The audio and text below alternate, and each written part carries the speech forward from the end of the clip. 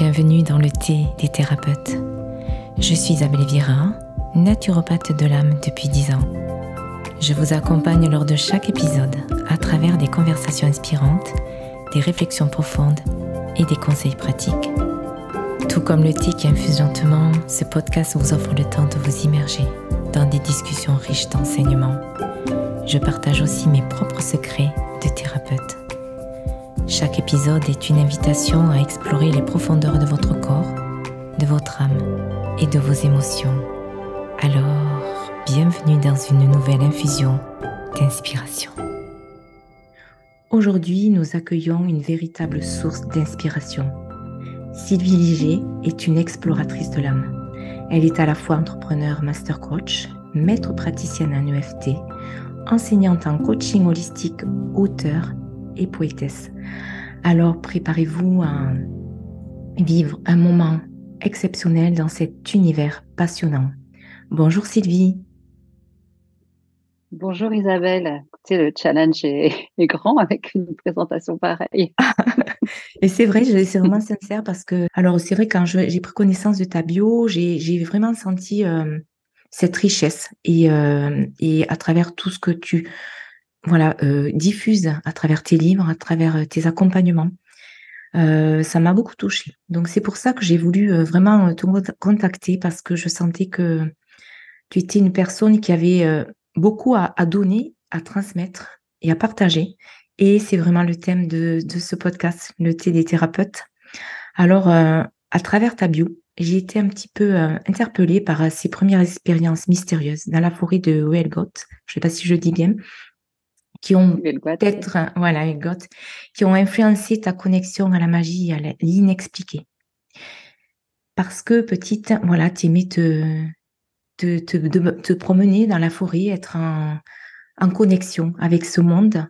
Et du coup, je voulais vraiment savoir avec toi comment cela t'a finalement façonné ton parcours et ta compréhension de ce monde mystique. Je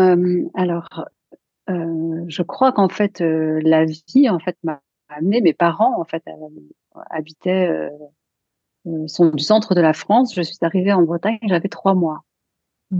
Donc je me considère comme une vraie Bretonne. J'ai la Bretagne dans mes cellules, si tu veux. Et jusque mes 9 ans, eh bien, effectivement, nous avons habité à Huelgoat et mon terrain de jeu, c'était la forêt. Et c'était une forêt qui était magique avec des arbres séculaires, avec il y avait la hutte du sabotier, il y avait des grosses roches. J'avais l'impression de voir des fées ou de voir des petites des petits lutins de temps en temps derrière les arbres. Mais j'avais pas peur. J'étais bien dans cette forêt. Et je pense qu'aujourd'hui, on parle beaucoup de sylvothérapie, on parle du bien-être, des bains de forêt. Ben, moi, j'y allais de façon instinctive, intuitive. Hein. En fait, je savais que c'était là. En plus, je m'appelle Sylvie, donc Ah oui, c'est vrai, je peux j'avais pas pas me pensé. tomber, en fait. C'est vrai.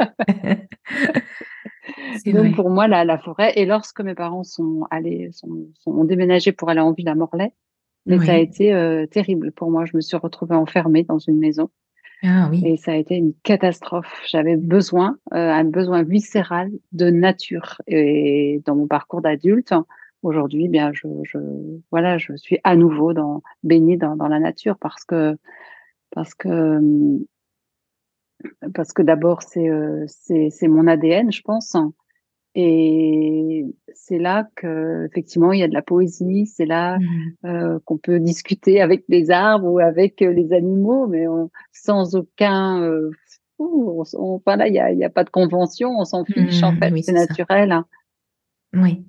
Et du coup, petite, tu as été attirée par ce monde-là. Et est-ce que depuis petite, en fait, tu as gardé ce lien profond avec la nature? Ou à un moment donné, est-ce que tu as coupé avec ce lien parce que finalement, tu as été peut-être vivre en ville ou je ne sais pas. Mais comment ça Ouais. s'est manifesté chez toi?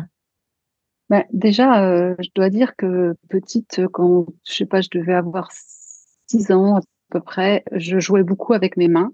tu vois. Oui. Mhm. Et en classe, la maîtresse me disait, Sylvie, arrête de jouer avec tes mains. Mais entre mes mains, je sentais, je sentais l'énergie. Et je sentais comme Mhm. un gros ballon. J'imaginais qu'il y avait un énorme nœud tracteur ou un énorme ballon. Et plus je faisais ça avec mes mains, plus je le sentais. Et ça me fascinait, en fait. Mhm. Mais voilà, c'est point final. Personne Oui, c'est ça. dans ma Mhm. famille, enfin, on n'en parlait pas. C'était vraiment, enfin, c'était pas du tout de le sujet. On parlait jamais de tout ça. Mon père et ma mère voyaient quand même des rebouteux. Donc, Ah je me oui. souviens quand même avoir été très intriguée par le fait qu'il y ait des guérisseurs qui viennent à la maison. Alors, ça arrivait de temps en temps, c'était pas souvent, mais c'est arrivé. Mhm. Et j'ai été fascinée aussi cette fois-là. C'est marrant parce que ce sont des souvenirs de fascination. D'accord. Ah Comme oui. quoi, mon âme, elle répondait certainement, elle Mhm. était appelée à ça. Tu vois, elle était c'est comme s'il y avait une information que j'accumulais, que je savais pas quoi en faire. Et puis, Mhm. bah, voilà, vers 9 ans, je suis allée en ville. Euh, bon, encore à l'époque, il y a 50 ans, les villes, enfin, en tout cas, c'était une petite ville, donc on Eh pouvait oui. encore avoir des espaces verts. Et j'ai eu l'occasion, enfin, j'aurais eu l'occasion d'aller vivre à Paris, mais rien que le fait de me projeter me tétanisait, me figeait le corps en disant, je pourrais pas vivre, je pourrais pas même survivre en fait, hein. Ah Moi, oui, il me en faut effet. la nature, Mhm. il me faut la mer, il me faut les éléments. Il faut que je sente les éléments. Il faut que voilà. D'accord. Et tu parlais, Voilà, pardon, vas-y. Tu parlais tout à l'heure de l'âme. Donc, tu me disais que ton âme a été appelée. Qu'est-ce que c'est pour toi l'âme? Comment tu pourrais le définir? Enfin, définir l'âme pour toi. Parce que je sais que chacun peut-être a sa propre représentation. Mais pour Mhm. toi, qu'est-ce que l'âme? Et pour moi, l'âme, c'est notre une partie qui est à l'extérieur de nous, mais qui communique avec notre cœur et notre intuition, notre corps, Oui, et qui en fait est immuable. Et c'est notre essence profonde. Pour moi, c'est vraiment une identité invisible qui nous suit peut-être sur plusieurs vies et même sûrement sur plusieurs vies, mais chacun ses croyances, hein. Alors, encore une oui, fois, je voilà, dis c'est toujours ça. aux personnes qui m'écoutent de garder leur libre arbitre. Pour moi, c'est vraiment une identité profonde. C'est-à-dire que c'est comme s'il y avait une guidance Oui, euh, et qui descend au fur et à mesure de ton existence, qui te montre des choses. Tu les suis parce que tu as des impulsions à les suivre et parfois tu, tu refuses d'y aller pour X raisons et là, ton corps, ton âme, enfin ton esprit est en souffrance. oui. Ça veut bien dire que il y a vraiment une sorte, enfin, c'est pas une sorte, il y a des informations qui nous sont propres, Oui. qu'on doit peut-être décoder, tu vois, il y a des moments où on doit peut-être les décoder. Mais peut-être que si on part du principe, hein, vraiment, qu'on est guidé par notre âme, hein, peut-être que ça devient plus facile, tu vois. Plutôt que Hmm, d'imaginer qu'on est tout seul et qu'on est juste, exactement. voilà, que des êtres de chair et qu'on doit tout Oui. faire avec notre tête, tu vois. Hmm, Si on est guidé par nos ressentis, parce que notre âme, tous ces messages descendent à travers notre corps. On est d'accord qu'il y a ce qu'on disait tout à l'heure, il y a des lieux dans lesquels on a besoin d'aller parce qu'on est bien, on se sent bien, oui. d'autres on peut pas y aller, d'autres on va prendre des directions, on a des appétences, on a des talents, on a des dons, on a Hmm, des propres. Et si on écoute ça parce que on y trouve une certaine joie, un certain plaisir et une certaine facilité et une certaine, pas une certaine, mais une évidence en fait, tu vois. c'est ça. L'évidence, Hmm. pour moi, c'est le mot. Je vous propose un cadeau, une méditation intitulée Cicatriser les blessures de mon cœur. Cette méditation est un puissant moment au cœur du pardon intérieur, délicatement posé sur une musique vibratoire. Vous pouvez la recevoir en cliquant sur le lien en dessous du podcast. Belle éclosion intérieure. Hmm. Et dans évidence, je sens qu'il y a Il y a- le mot l'évidence en fait, hein. Quand il y a une évidence, en fait, oui, c'est fluide, c'est aérien et tout coule de source, Mais on oui, pourrait dire. c'est une Mmh, danse avec ton âme, c'est une c'est danse ça. avec, voilà, ouais, Mmh. Et avec la vie.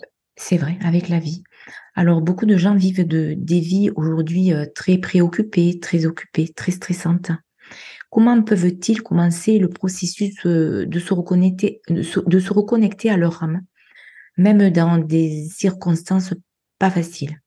Est-ce que tu pourrais donner peut-être un petit conseil, une astuce pour essayer de se reconnecter à son âme, pour savoir vers quelle peut-être direction aller, ou dans un choix? Est-ce qu'on doit faire le choix A, le choix B? Et souvent, des personnes n'en ont pas encore, et certaines ne sont pas connectées à leur âme et ne savent pas. Donc, ça va être plutôt le mental qui va prendre les rênes. Et l'âme, en fait, elle est là pour aussi insuffler des directions, insuffler des réponses. Comment toi, tu pourrais voilà, partager peut-être des conseils pour se reconnecter à son âme? Mais je pense que tu as déjà dit beaucoup de choses, en fait, Isabelle. C'est-à-dire qu'en Oui. fait, oui, l'âme insuffle une direction, insuffle des informations. Euh, on sait, on le sait lorsqu'on est désaligné ou déconnecté de notre âme, puisqu'encore Mmh, une fois, on souffre, on est en souffrance. Dès lors qu'il y a une souffrance en nous, la question est à poser, est à se poser. mmh, Qu'est-ce qui me fait souffrir? Qu'est-ce qui fait que je ne suis pas bien? Alors, est-ce que c'est cette relation? Est-ce que c'est ce travail? Est-ce que c'est cet environnement? Et comment est-ce que je peux y remédier? Quelle est la façon euh, de changer ce que je peux changer, ce que je suis capable de changer? Parce que, de toute évidence, euh, si je prends nos vies ici en France, il y a quand même beaucoup de choses sur lesquelles nous avons un pouvoir. Si on oui, prend des pays en guerre, même oui. si on essaie d'être connecté à notre âme et peut-être relié peut-être plus à la prière à ce moment-là, parce qu'on a besoin d'énergie divine pour nous Mmh, accompagner encore plus. Euh, il- il- c'est Stephen Covey c'est un Américain qui parle en fait de zones d'influence et de zones de non-influence. Et j'aime bien moi parler autant de choses pratiques, pragmatiques que d'invisibles, mais c'est vrai qu'on peut comprendre qu'il y a des zones dans lesquelles on peut avoir de l'influence, c'est-à-dire on peut poser des choix. Si je fais par exemple un choix, par exemple de prendre le bateau, de me dire tiens allez hop je sors en bateau, je vais aller faire un pique-nique. Bon là ils annoncent la tempête, hein. Bon, bah, demain matin, il sera bien impossible de sortir en bateau, tu oui, vois. Mais oui, quelle influence j'ai sur le temps? Ah, rien. oui, Je oui. n'ai aucune influence. Et Mmh, sauf que j'ai le choix bah, de pouvoir m'occuper autrement. C'est un exemple très simple, oui, voilà, très léger. Mais c'est pour vraiment expliquer qu'il y a des fois où on n'a vraiment pas le choix parce que même le temps s'y met, tu vois ce que je veux te oui, dire. c'est ça. Mais on a le Mmh, choix de faire de choisir une autre option peut-être qui nous convient peut-être tout autant. Il n'y a mmh, peut-être pas qu'un choix non plus, tu vois ce que je veux te oui, dire, c'est hein. ça. Est-ce que ce choix, tu peux le ressentir dans ton corps? Quand tu te poses la question, par exemple, je vais vers le choix A, comment je me sens dans mon corps? Est-ce que ça se crispe? Est-ce que ça se contracte? Ou le choix B, qui va être peut-être plus ouvert, plus dans l'expansion, plus dans, voilà, dans la joie, finalement. Est-ce que pour toi, est-ce que ce sont des signes qui pourraient nous guider vers le bon choix? Bien sûr, si tu me poses la question, je suis sûre que tu pratiques. Tu Hmm. pratiques le pendule en te disant, OK, Ah ouais, évidemment. quel est Hmm. le choix, comment mon corps se sent, est-ce qu'il est léger ou est-ce que c'est lourd? Rien que ça. Ouais. Mais ce qui est intéressant, c'est qu'il n'y a peut-être pas qu'un choix A ou un choix B. Hmm. Et c'est D'accord. là, en fait, aussi, qu'il y a, on a besoin de réfléchir à ça parce que souvent on dit, bah, c'est soit A, soit B, mais non. Dans ce monde, il y a Ouais. une multitude de choix que nous pouvons faire. Là, à cette heure-ci, les 17 heures, nous avons choisi l'une et l'autre de nous rencontrer. Mais j'aurais pu continuer de travailler, j'aurais pu être à Paris, tu aurais pu partir faire un massage. Mais enfin, on peut imaginer Oui. des Hmm. milliards de choix. Et donc, arrêter aussi de se contraindre à un choix ou à un autre. D'accord. S'ouvrir à d'autres possibilités, à d'autres éventualités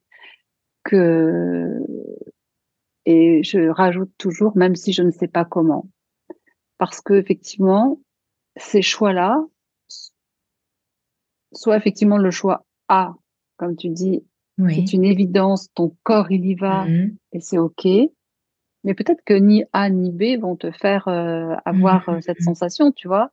Et là, c'est Et vraiment c'est se là, laisser c'est de porter se dire, OK, peut-être. j'ai peut-être le temps, il n'y a peut-être pas d'urgence, donc je Oui. prends le temps de m'ouvrir à d'autres opportunités si je demande à la vie de m'ouvrir, de Mhm. me les apporter et Oui. aussi de croire qu'il y a d'autres opportunités pour moi.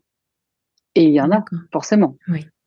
Et puis aussi, c'est aussi les surprises, les champs le champ de tous les possibles, puisque parfois, ben, on peut justement, il peut y avoir une solution qui nous est proposée et qu'on n'avait pas pensé, à laquelle on n'avait pas pensé, comme tu disais tout à l'heure. Et c'est vrai que c'est se laisser peut-être surprendre par la vie, finalement. Mm. Oui, Ouais. se laisser surprendre, se laisser guider par les hasards, les synchronicités, les coïncidences qui sont des petits cailloux blancs sur notre chemin. Hein. Ça, c'est clairement, on a tous fait l'expérience de validation de choix lorsque nous nous posons une question. J'ai souvenir de ma fille qui devait choisir entre aller à la Sorbonne ou aller en master sur Poitiers. Et Ouais. elle était en stage à Paris. Et elle se posait la question, elle disait, mais est-ce que je choisis Poitiers ou est-ce que je choisis la Sorbonne? Et elle sort du travail, avec cette question, tout d'un coup, elle lève les yeux et elle voit rue de Poitiers. Là, elle s'est dit, Ah, donc je prends, voilà. hein, je prends. Et en fait, Mm. tu vois, son choix, le choix, elle l'a fait comme ça. C'est ça. Parce que, voilà, on avait ce discours-là à Ainsi. la maison et que bon, bah, C'est c'est ça. pas, Peut-être, voilà, une elle synchronicité. en est ravie. C'est bien qu'elle Ah bah est. ça, Ah, c'est une vraie c'est vrai. synchronicité. La synchronicité, elle arrive au moment où tu te poses la question et elle valide le choix. Et elle a du sens que pour toi, tu vois. Et C'est elle sûr. te fait aller dans une direction. Ah oui, d'accord. Ok.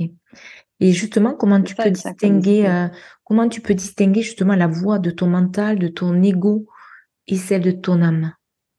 Est-ce qu'il y aurait des indices qui pourraient nous indiquer que l'on écoute vraiment son âme finalement ou pas? Euh, je, faudrait- je pense qu'en fait, on a peut-être tort de tout le temps mettre le mental à droite et l'âme à gauche, tu vois. D'accord, ok. Je pense que aussi le mental, l'âme passe aussi à travers le mental parce qu'on a besoin de notre tête pour réfléchir, forcément, tu vois. C'est Et ça. les choix qu'on va poser sur le papier ou voilà, quand on a un achat à faire, eh bien, on va avec notre tête aussi réfléchir à si c'est bon pour nous. Euh, Tu vois, enfin, je pense qu'il est nécessaire aussi de se dire que bah, notre âme son seul support, c'est notre corps, c'est notre esprit, c'est notre mental. Oui, Et c'est vrai. notre ego, de toute façon, c'est quoi la définition de l'ego? Tu vois, à quel curseur tu mets le mot ego?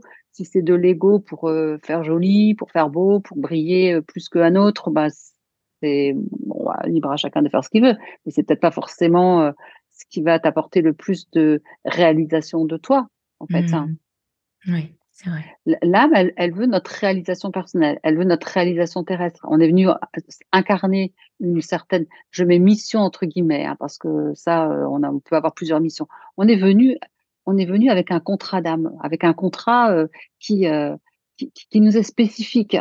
Et donc, toutes les voies qu'on empruntera, où on se sentira qu'à moitié satisfait, où on sera pas dans un flow, tu vois ce qu'on appelle le flow, tu vois, la Oui, oui. facilité, Oui, la les choses fluidité. que tu fais d'une façon naturelle, fluide, où tu trouves de la joie, où tu penses même plus à ton travail tellement t'es porté par les choses, tu vois. Hmm. Euh, c'est tout ça qu'il faut écouter. Et notre mental, eh bien, il nous sert aussi. Oui, le mental nous aide aussi peut-être à mettre les choses en place, puisque c'est vrai que ben, si on n'avait pas ce mental, ben, on ne pourrait pas ben, justement structurer les choses, les poser, les aligner pour qu'elles puissent se réaliser quand même, en fait. C'est Alors, ça, ouais, les apprentissages, tout ce qu'on a c'est ça, appris, tout ce qu'on a, exactement. voilà. Et donc, tu évoquais tout à l'heure les missions de vie. Est-ce que nous sommes ici sur cette terre pour accomplir une mission de vie? Toi, tu parlais qu'on avait plusieurs missions de vie. Comment tu peux nous expliquer tout ça? Alors, moi, je pars du principe que il faut cesser de s'enfermer dans l'idée que nous n'aurions qu'une mission de vie, que nous devons absolument la trouver, la chercher et la réaliser. Ça, c'est une pression aujourd'hui qu'on met aux gens en disant, bah non, t'as pas trouvé ta mission. Ça veut dire, ah bah attends, t'es complètement naze et tu vas louper ta vie, quoi. En fait, des missions, on en a plusieurs. Moi, j'ai une mission de maman, clairement. J'ai une mission aussi de fille, une mission d'amie, une mission d'épouse, une mission professionnelle. Et donc, en fait, on a plusieurs casquettes. Et dans ce qu'on fait, l'idée, avec toutes ces casquettes, c'est vraiment de sentir qu'on se réalise dans chaque domaine. Ensuite, euh, tu vois, il y a la mission, mais il y a la vocation, tu vois, l'appel d'eux, tu vois, il y a Oui. c'est encore, ça peut être, on peut être appelé tard, tu vois, on peut être appelé tard. Si on prend euh, Mère Teresa, elle a été appelée très tôt, en fait, hein, par la voie de la religion, mais c'est tard. Elle dit que c'est à 62 ans qu'elle a commencé simplement à réaliser sa mission. Et Tu oui, te c'est rends ça. compte? Ouais, Elle c'est était ça. sur le chemin Hmm. et elle avait été donc appelée quelque part, mais qu'en fait, sa vraie mission, tout ce qu'elle a fait, tu vois, Et oui. elle dit que c'est à partir de 62 ans. T'imagines? Donc, Incroyable. on peut effectivement cheminer C'est ça. avec des indicateurs qui nous mènent vers notre grande mission, peut-être, tu vois, C'est ça. mais pas.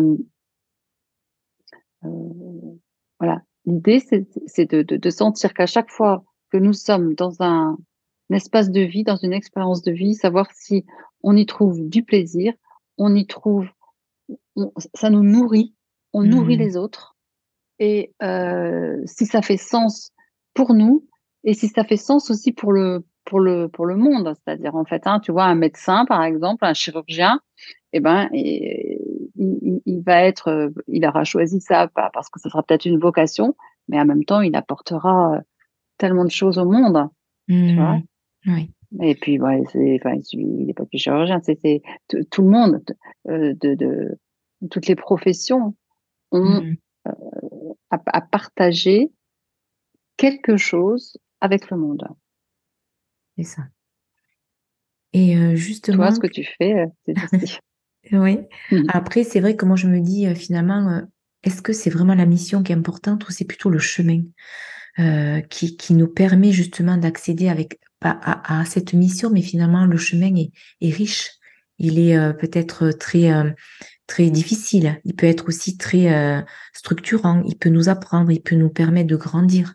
Et le chemin fait partie en fait, de notre mission de vie finalement, ou est-ce que tu penses que la mission de vie, c'est plutôt un but ou le chemin?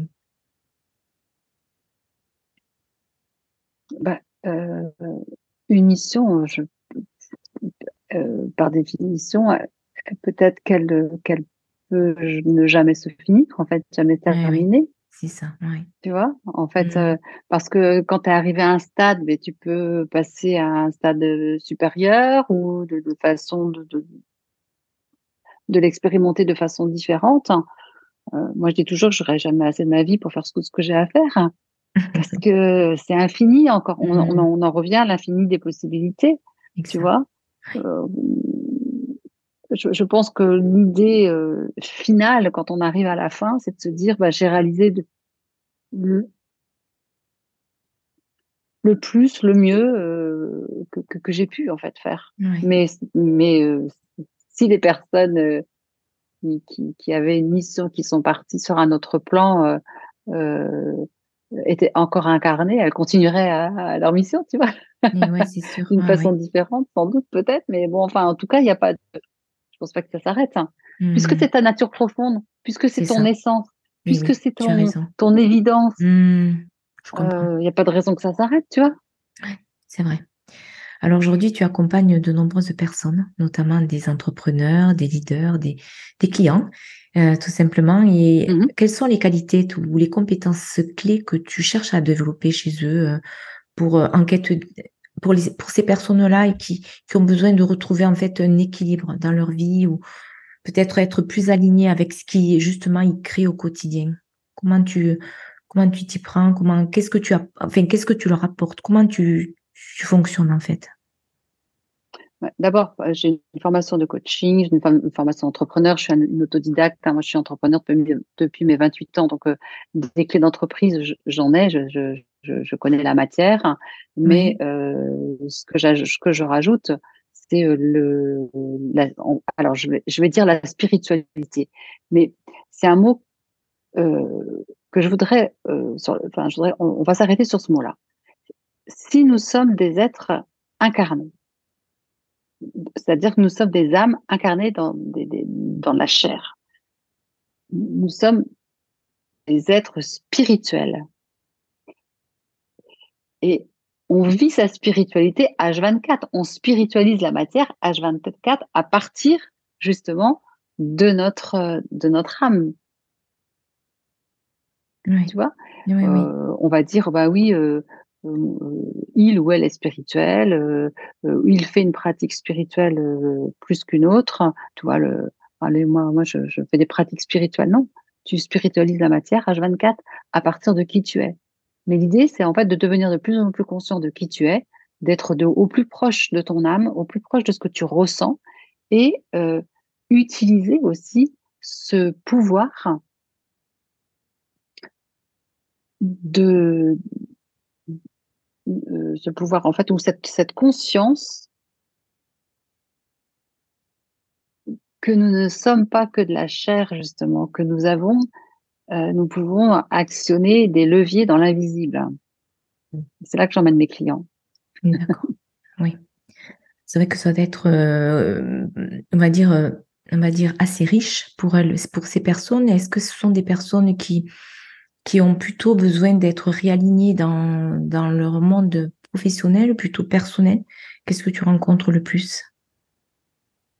Alors moi, je travaille qu'avec des professionnels Ah, déjà, d'accord. donc quand ce ne sont que des coachings de professionnels, ce sont des entrepreneurs qui sont déjà à à la tête de leur entreprise depuis 15, 20 ans, voire 30 ans, qui ont des fois besoin de, de retrouver, euh, alors pas de retrouver, mais de faire les choses différemment, de faire les D'accord. choses avec Hmm, plus de fluidité, plus de facilité, plus de compréhension que la matière existe, mais il n'y a pas que la matière. d'accord. Et que Et- les leviers en fait de croissance se trouvent aussi dans le fait de se connaître, mais aussi de faire appel à des choses qui sont moins tangibles, on va dire. Mhm. D'accord. Est-ce que tu peux nous Donc déjà, partager? c'est de les reconnecter. Pardon, excuse-moi, Oui, vas-y. vas-y. Non, vas-y. Juste, je voulais te demander en fait si tu peux nous partager une expérience ou un moment où tu as ressenti un alignement profond entre ton essence profonde et ton expression incarnée. Alors, dans le coaching ou complètement, Non, c'est une question oui, pour toi, qui est pas dans plus ta ça. vie en fait. C'est vraiment dans ta vie, comment pouvoir en fait un petit peu comment tu as ressenti ce moment, comment ça s'est passé.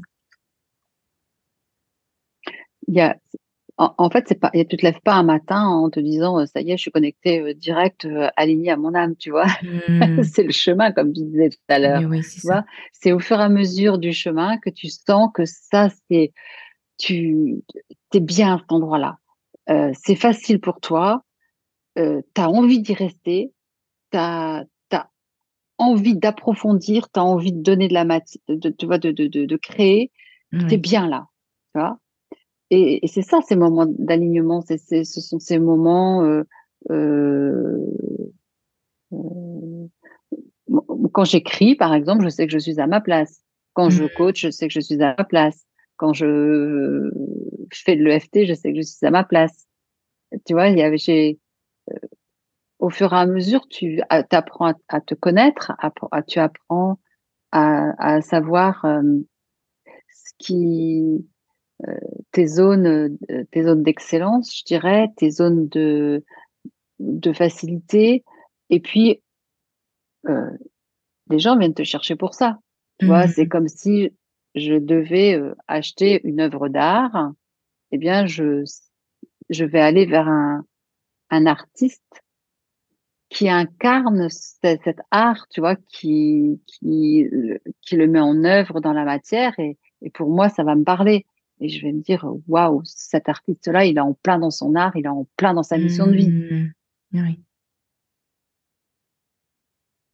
Tu Oui. vois, tu vas aller voir des professionnels parce que toi, tu sais, tu les reconnais à l'extérieur comme bien à leur place, professionnels, compétents, euh, pertinents.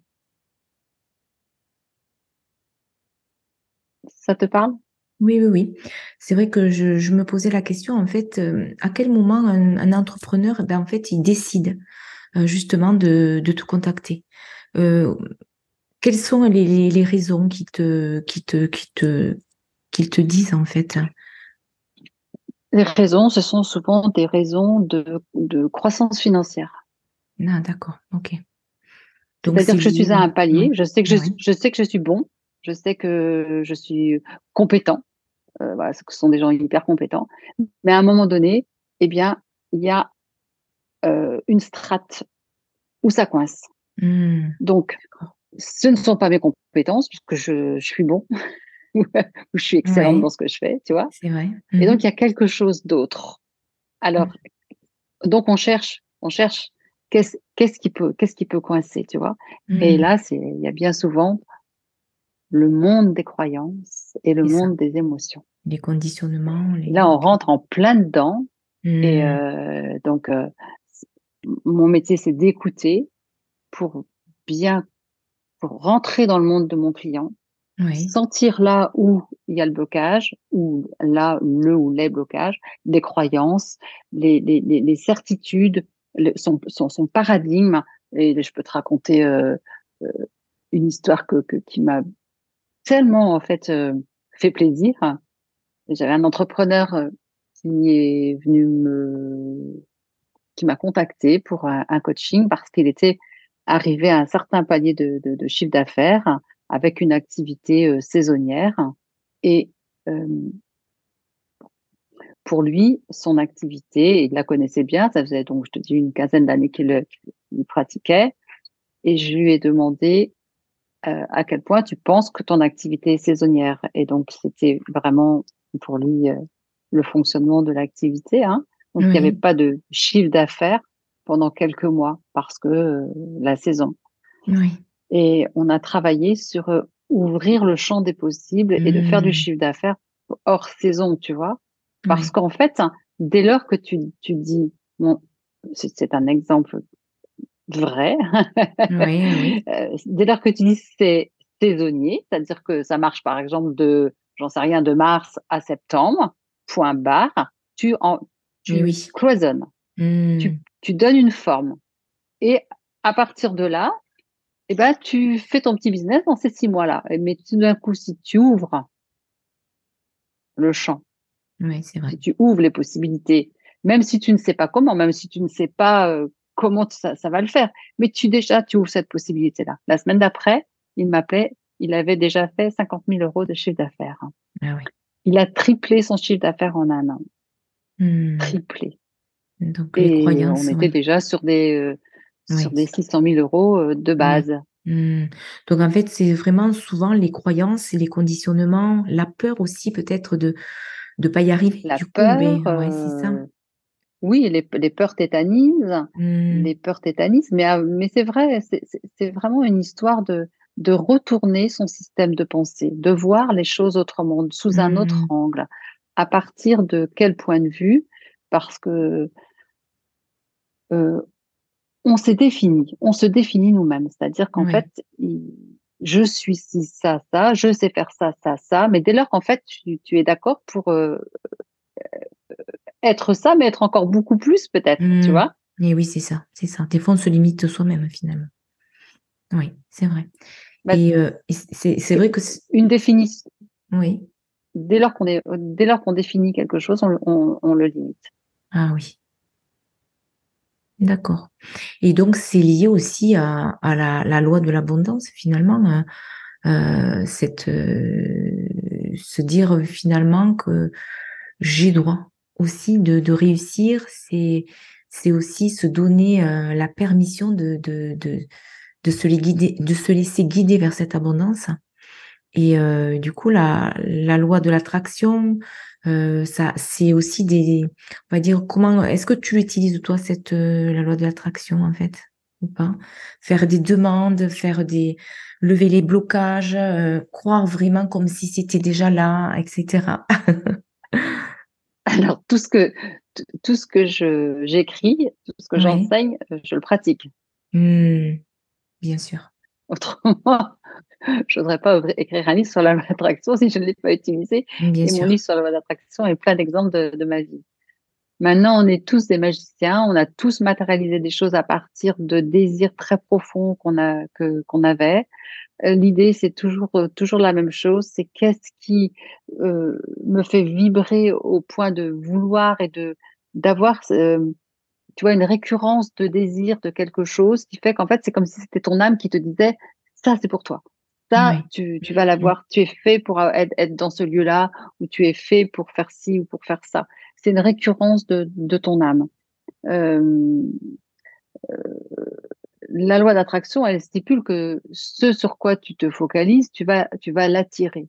Oui. Bon, c'est, mais il n'y a pas que la loi d'attraction, il y a aussi les neurosciences qui nous disent que nous avons ce qu'on appelle le SAR, le système d'activation réticulaire, et dès lors qu'on a un, un choix à faire, et par exemple, si je choisis de m'acheter une voiture verte de telle marque, eh bien, voilà, je vais regarder les catalogues et tout d'un coup, dans la réalité, je vais voir plein de voitures comme ça. Oui, oui. Parce que notre SAR, en fait, c'est comme un Google interne, Hmm, il va aller scanner la réalité pour attirer notre attention euh, vers, ce- vers, ce- vers les choses qui sont importantes pour nous parce qu'on n'arrête pas d'y penser. Tu vois ce que je veux te dire? Donc, il y a à oui, la fois oui. la loi d'attraction, la loi de la vibration, puisque lorsque j'ai mis un désir vibrant, eh bien, en tant qu'être vivant, nous sommes vibrants. Donc, nos pensées sont portées par cette vibration qui, voilà,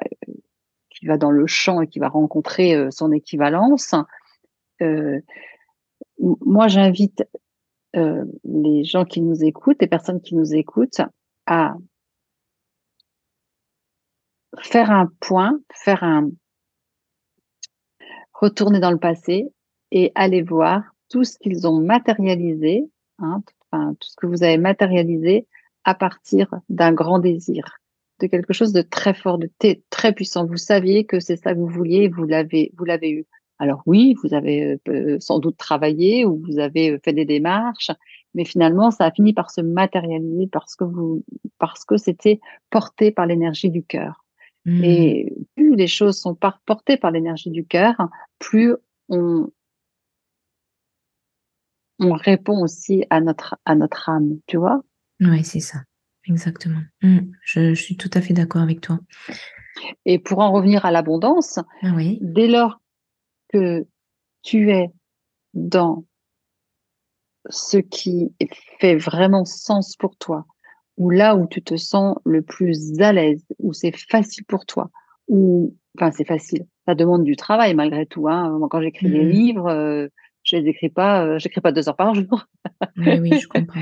Mais j'ai du plaisir à le faire et je sais que ça a du sens parce que je diffuse une information qui va, voilà, apporter euh, un autre regard au lecteur, hein, et qui pourra potentiellement changer quelque chose dans sa vie.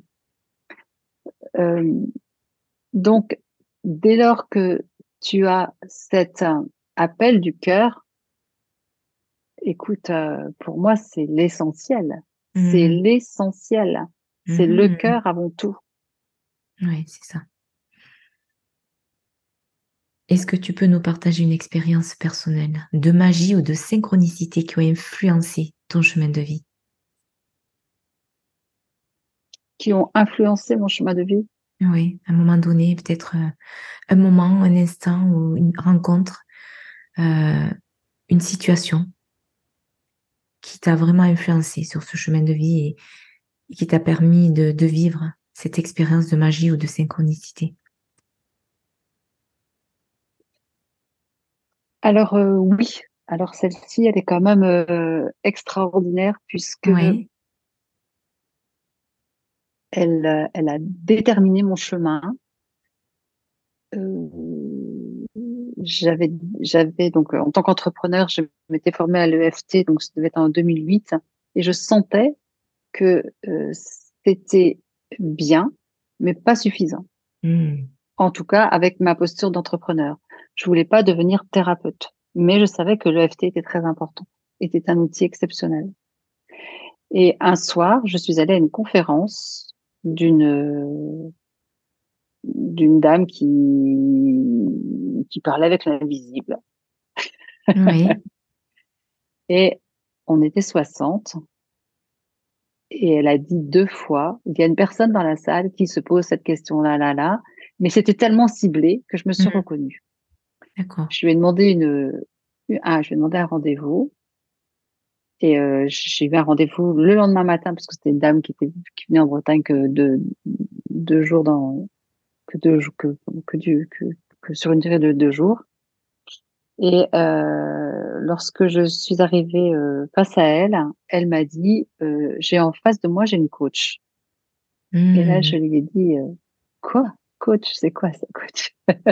oui, Et elle m'a dit je vais vous donner le numéro de ma meilleure amie.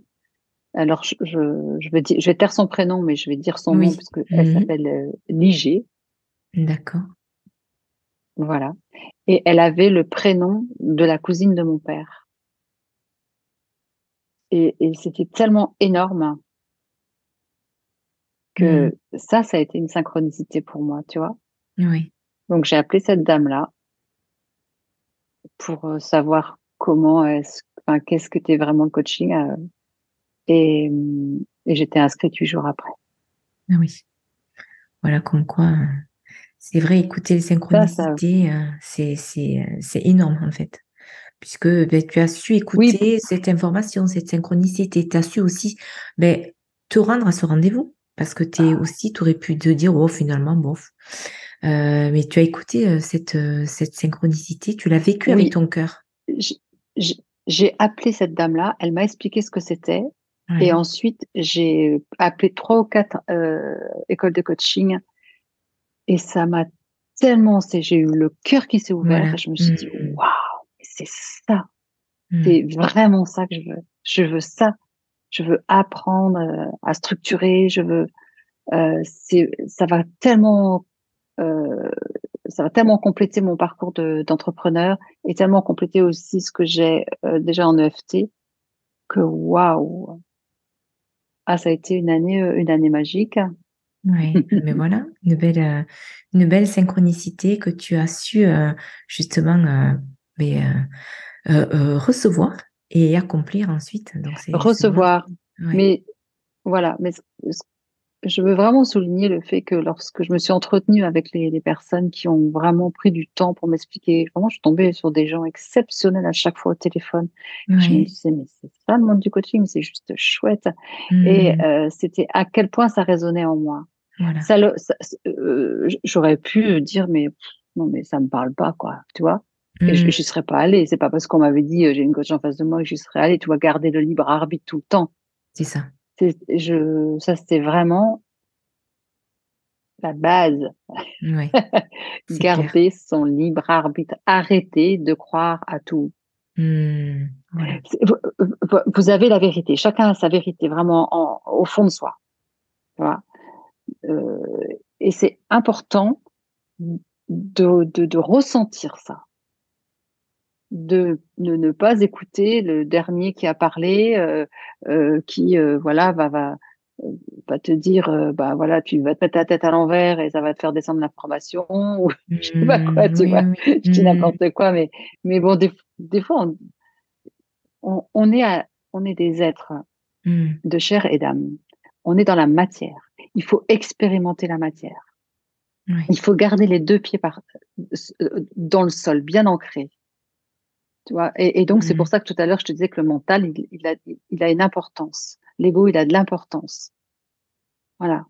Et il Mm. faut réussir à, tu vois, à, À aligner tout ça. je vais pas dire à jongler, mais vraiment Harmonie. c'est comme s'il y avait dans ce tube-là, et bien, ça monte et ça descend, mais de C'est ça. façon Fluide. harmonieuse. Tu Oui, vois, c'est ça. il y en a pas un qui est Mm. contre l'autre. Voilà. Magnifique. Est-ce que tu peux nous donner un dernier conseil à transmettre aux auditeurs sur la vie en général ou sur les moments difficiles que nous traversons parfois dans nos vies? Voilà, un petit conseil avant de partir. Hmm. Alors, il y a plein de choses que j'aimerais dire parce qu'il y a beaucoup de choses qui sont aidantes, hein.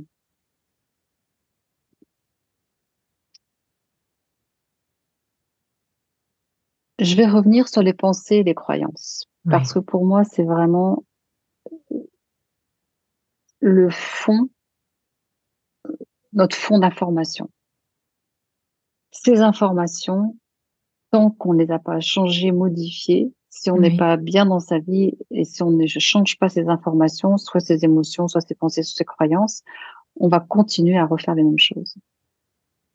Donc, euh, l'idée, c'est d'écouter son discours interne et de se dire qu'est-ce que je me répète chaque jour, qui fait que je vais répéter effectivement dans la réalité les mêmes actions, on va dire ça, les mêmes actions.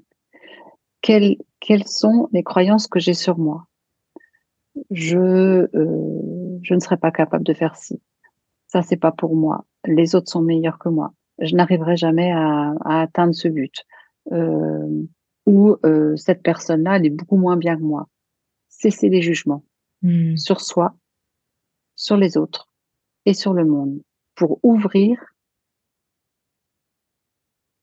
l'accès à d'autres informations. Dès lors, encore une fois, qu'on définit, c'est-à-dire qu'on juge, on Oui. juge, on définit, on donne une forme, on, on, on, c'est comme si c'était un verdict, tu vois. Eh bien, c'est scellé quelque part dans la matière. C'est Oui. scellé. C'est Mm. scellé, c'est une information qui est scellée. Et donc, moins vous allez vous juger, moins vous allez juger l'autre, moins vous allez juger le monde, plus vous allez avoir accès à de l'information qui va, qui viendra à vous et vous ferez le choix en fonction de ce que vous ressentirez dans votre âme, dans votre cœur. Et vous direz, waouh, ça, c'est chouette pour moi. Mm. Mais déjà, d'arrêter ce discours interne de penser, euh, euh, qu'on est limité. On Mm. se limite par ces jugements-là. On s'enferme dans un paradigme, dans un concept. Voilà. Mhm. Ça, D'accord. c'est vraiment le conseil essentiel. Et vraiment, se rappeler que nous sommes 8 milliards d'individus et qu'il y a 8 milliards d'âmes, 8 milliards euh, de personnes originales, 8 milliards de talents différents, 8 milliards d'intelligences différentes. 8 et ça, euh, revenir à son unicité, à, à la certitude euh, que personne ne peut faire les choses comme vous allez les faire ou comme vous les faites, et qu'il n'est absolument pas nécessaire de se comparer. On peut s'inspirer, on peut se dire, tiens, ça m'inspire, j'aimerais faire quelque chose comme ça, mais vous le Mhm. ferez toujours à votre sauce et à partir Oui, oui. de qui vous êtes, à partir de votre essence, et revenir toujours à ça, à son essence. J'ai une essence unique et c'est à partir de là que je choisis d'incarner mon être dans ce monde, pour donner le meilleur de mon essence dans ce monde. Super, merci beaucoup en tout cas Sylvie pour ces conseils très précieux, parce que c'est vrai que c'est riche et c'est vraiment issu de ton expérience de thérapeute et de coach. Si tu as un dernier conseil là au dernier moment, parce que je sens qu'il y a quelque chose d'autre, je sais pas, je sens que tu as d'autres choses à donner, mais il y en a tellement. Oui, c'est trop beau, quoi. Mais alors, si tu veux, on peut, même une fois que je suis partie, là, on peut rester très, très longtemps. Voilà. C'est le démarrage, et souvent les Oui, questions, c'est ça, c'est pas évident. Alors, tu sais, notre monde émotionnel aussi crée notre réalité. Oui. Et on est habitué à vivre, à ressentir certaines émotions, à avoir un certain état d'esprit. Et l'idée, c'est de se dire, tiens, cette émotion-là, par exemple, je la connais par cœur, elle me colle à la peau depuis que je suis petite ou petit, tu vois. Et ça peut être, par exemple, une sorte de fond de tristesse. Mais alors voilà, et puis tiens, là, elle revient, cette tristesse. Et en fait, ça finit par faire ta personnalité, tu vois. Et toi, tu te sens que tu es comme ça. Mais en fait, c'est une chimie, tu vois. Et dès lors que tu te dis, OK, bah, je peux faire de l'EFT pour déjà, tu vois, faire baisser l'intensité de cet état d'esprit qui revient. Et à chaque fois que ça revient, dire justement, te servir de ton mental et de dire, tiens, cet état d'être, je le sens depuis tout le temps. Je sens que je suis comme ça. Je suis comme ça, tu vois. Tu vois, là encore, on se définit. Je suis comme ça. Mais non, en fait, tu peux choisir de dire à cette chimie, en fait, comme à une mauvaise copine, de lui dire, hey, c'est bon, on a fait un bout de chemin ensemble. Maintenant, moi, ce truc-là, là, qui vient, tu vois, me brasser encore pour la 3000e fois dans ma vie, j'en peux plus, quoi, tu vois. Et dire, stop, moi, j'ai plus envie de m'identifier à ça, j'ai plus envie de vivre ça, j'ai plus envie de le sentir. Alors, il y a le côté vraiment décision avec ton mental, et il y a aussi l'EFT, technique de libération émotionnelle par le tapping, qui est juste quelque chose, une méthode de libération émotionnelle exceptionnelle. Merci à Gary Gregg, et merci à ceux qui l'ont amené sur ce chemin, et merci de nous laisser cet outil à disposition du grand public. On a nos 10 doigts, tapoter, voilà, et libérer tout ce que vous pouvez libérer au fur et à mesure. Faites-vous aider, allez voir des thérapeutes qui sont compétents, qui vous aideront justement à des, comment je dirais, je veux dire, oui, vous libérez d'une émotion, mais je voulais trouver un autre mot. Tu sais, c'est comme une addiction, en fait. Hein. Tu vois, c'est une émotion qui est addicte à toi. Et toi, tu es addict à une chimie, mais tu te rends même plus compte. D'accord. Tu vois? Oui. C'est les travaux du docteur Joe Dispenza qui parle beaucoup de ça, qui sont très intéressants. Il l'explique très, très bien. Mais c'est tellement vrai. Eh bien, c'est vraiment. Donc, vous n'êtes pas vos émotions. Vous n'êtes pas vos émotions. Ce sont des émotions auxquelles on est habitué, auxquelles on s'identifie, et on pense qu'on est comme ça. Eh ben, tiens, finalement, peut-être que là, ce soir, j'apprends que, waouh, si j'enlève ça, eh ben, je vais être, je vais pouvoir m'ouvrir à peut-être plus de joie, peut-être plus de curiosité, plus, tu vois, d'altruisme, je ne sais pas, tu vois. Oui, c'est sûr. Oui. En tout cas, merci beaucoup, Sylvie. C'est vrai que ça a été riche de partage. Je pense que peut-être on se fera un autre moment comme ça de podcast, justement sur le thème de l'EFT, parce que très intéressant aussi à partager, à faire découvrir, je pense, aux auditeurs. En tout cas, je te remercie sincèrement, Sylvie, pour ce moment. Et voilà, si jamais, on peut se reprogrammer peut-être dans quelques mois un autre moment dans le téléthérapeute pour justement partager sur l'EFT. Je pense que ça pourrait être oui, bien sûr, avec grande joie, on pourra faire des rondes, des exercices en direct. C'est ça. Exactement, super. C'est très chouette. D'accord, en tout cas, merci beaucoup Sylvie. Je ne vais pas trop te retarder parce que je sais que tu avais un rendez-vous plus tard. C'était un moment magique avec notre invitée Sylvie Ligier. Nous avons plongé dans les profondeurs de l'âme, exploré l'harmonie intérieure et découvert le mariage entre la science et la spiritualité. Alors, laissons-nous inspirer par les mots de Sylvie et souvenons-nous qu'il est possible d'embrasser à la fois le tangible et l'intangible dans notre quête de sens. Merci d'avoir été à nos côtés dans cette aventure. Restez connectés pour plus d'explorations fascinantes dans le podcast Le thé des thérapeutes. À très vite. Je vous propose un cadeau, une méditation intitulée « Cicatriser les blessures de mon cœur ». Cette méditation est un puissant moment au cœur du pardon intérieur, délicatement posé sur une musique vibratoire. Vous pouvez la recevoir en cliquant sur le lien en dessous du podcast. Belle éclosion intérieure.